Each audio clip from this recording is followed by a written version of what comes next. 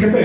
এখন যদি একটা বনের মানে কি জাতীয় উদ্যান, সেখানে 3 প্রকারের গাছ থাকাই উচিত, ফলজ, বনজ এবং ঔষধি।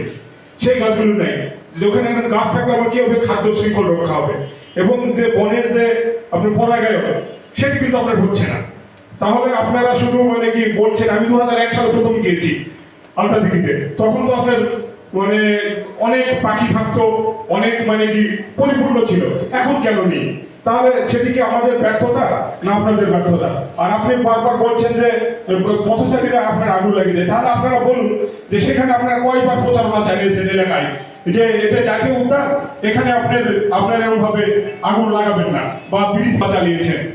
আর আমরা অবশ্যই উন্নয়ন চাই, কিন্তু আপনারা যশোর রোডের কথা শুনেছেন, সেখানে কিন্তু গাছগুলোকে মানে আন্দোলন করে কিন্তু আপনার গাছগুলোকে কিন্তু রক্ষা করে আপনার পথ আপনার নির্মিত হয়েছে। তারপর আমাদের কেন নয়, যেগুলো প্রাকৃতিক ভাবে করে ওঠা শাল গাছ, সেই শাল গাছগুলোকে আমরা ধ্বংস করে দিচ্ছি? নাকি আপনারা মানে সেখানে আপনার কিছু লোকের সেই শাল গাছ দিয়ে তাদের কোনো কাজ হচ্ছে কিনা, সেগুলো আপনারা আসলে ভেবে দেখা বিষয়। তো আসলে শাল গাছের সংখ্যাটা অনুগ্রহ বলবেন। আর রায়হান ভাই বলছেন যে আসলে কত ফিট আপনার মানে গভীর? একটা পুকুরের আপনার 2টা পানি থাকে, একটাকে বক্সর বলা হয়, আর একটা আপনার উপর পার বলা হয়। বক্সর থেকে আপনার যে উপরের পার থেকে আপনার গভীরতার কথা বলছেন। সকলকে অসংখ্য ধন্যবাদ।